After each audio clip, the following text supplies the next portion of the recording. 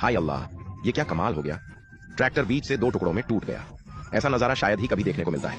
इसे देखकर कोई भी सोच सकता है कि अब इस ट्रैक्टर का कबाड़ ही बनेगा। तभी मैकेनिकों ने एक क्रेन बुलवाई। उसकी मदद से ट्रैक्टर के टूटे हुए हिस्सों को उठाकर ट्रॉली पर रखा गया और उन्हें वर्कशॉप ले जाया गया। जो लोग पूरी बात नहीं जानते थे, उन्हें लगा कि अब इस ट्रैक्टर का काम खत्म हो चुका है। लेकिन पाकिस्तान में कबाड़ जैसी कोई चीज नहीं होती। वहां अगर एक बोल्ट भी बचा हो तो अनुभवी कारीगर उसे फिर से पहले जैसा बना देते हैं, और वह भी बहुत कम खर्च में। सभी मैकेनिकों ने मिलकर केवल 1 घंटे के अंदर ट्रैक्टर के सभी हिस्सों को वर्कशॉप पहुंचा दिया। फिर क्रेन की मदद से एक एक करके सभी पार्ट्स नीचे उतारे गए। आगे वाले हिस्से को स्टैंड पर टिकाकर रखा गया ताकि आगे की मरम्मत आसानी से की जा सके।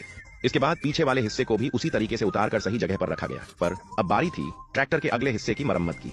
ध्यान से देखने पर पता चला कि उसमें केवल हल्का सा टेढ़ापन आया था। कुछ हथौड़े की चोटों से वह फिर से ठीक हो सकता था। सबसे बड़ी राहत की बात यह थी कि फ्यूल टैंक सुरक्षित था। असली नुकसान केवल गियर बॉक्स के अगले हिस्से के बाहरी कवर में हुआ था। उसी के टूटने की वजह से पूरा ट्रैक्टर 2 हिस्सों में बंट गया। लेकिन जिम्मेदार मैकेनिकों ने सिर्फ गियर बॉक्स का कवर बदलने का फैसला नहीं किया। उन्हें पता चला कि जब ट्रैक्टर टूटा था तब इंजन चालू था और इंजन का सारा तेल बाहर निकल चुका था। ऐसी स्थिति में उन्हें शक हुआ कि क्रैंकशाफ्ट और बेयरिंग खराब हो चुके होंगे। इसलिए उन्होंने पहले इंजन खोलकर उसकी पूरी जांच करने का निर्णय लिया। सभी की बेहतरीन टीम वर्क से फ्रंट एक्सल जल्दी ही निकाल लिया गया और अब वर्क बेंच पर केवल इंजन बचा था। उनके पास कोई आधुनिक एयर टूल नहीं था, इसलिए हर पार्ट को हाथों से धीरे धीरे खोलना पड़ा। सबसे पहले ऑनएल पैन निकाला गया, क्योंकि उसके नीचे ही क्रैंकशाफ्ट होता है। फिर एक एक करके बेयरिंग कैप हटाए गए और आखिरकार क्रैंकशाफ्ट बाहर निकाल लिया गया।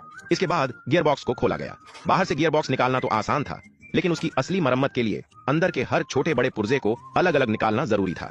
यह काम हर किसी के बस की बात नहीं थी। इसके लिए एक बेहद अनुभवी मैकेनिक आगे आया। उसने बिना किसी निशान या मार्किंग के थोड़ी ही देर में सारे गियर और पार्ट्स निकाल दिए। उसकी कला देखकर हर कोई दंग रह गया। सचमुच यह ऐसा हुनर था जिसे देखकर कहना पड़ता है, मानना ही पड़ेगा। मालिक को उसी शाम ट्रैक्टर सौंपने के लिए इस बार टूटे हुए गियर बॉक्स के कवर की मरम्मत नहीं की गई।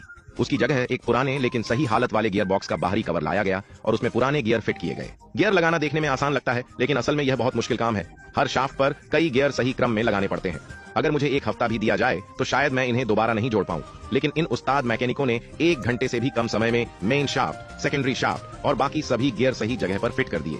इसके बाद शिफ्ट फोर्क और शिफ्ट रॉड लगाए गए। इस काम में खास सावधानी रखनी पड़ती है, क्योंकि अंदर छोटी छोटी स्टील की बॉल होती है। अगर उनमें थोड़ी भी गलती हो जाए तो गियर ठीक से नहीं लगेंगे। सब कुछ सही तरह फिट होने के बाद गैस्केट लगाया गया और फिर गियर लीवर भी अपनी जगह पर लगा दिया गया। गियर बॉक्स पूरी तरह तैयार होने के बाद उसे बाहर ले जाकर डिफरेंशियल के साथ जोड़ा गया। सही जगह मिलाते ही वह आसानी से फिट हो गया और कुछ बोल्ट कसकर उसे मजबूती से जड़ दिया गया। इसके बाद क्लच रिलीज बेयरिंग भी वापस लगा दी गई। उधर दूसरी तरफ दूसरे मैकेनिक क्रैंकशाफ्ट को दोबारा लगा रहे थे। हालांकि उसमें कोई खराबी नहीं थी, लेकिन उसे इतनी अच्छी तरह साफ किया गया था कि वह बिल्कुल नया दिखाई दे रहा था। फिट करने से पहले उस पर इंजन ऑयल लगाया गया ताकि अच्छी लुब्रिकेशन मिल सके। फिर नई बेयरिंग लगाकर सभी कैप सही क्रम में कस दिए गए। क्रैंकशाफ्ट पूरी तरह फिट होने के बाद उसका पिछला ऑयल सील भी नया लगाया गया।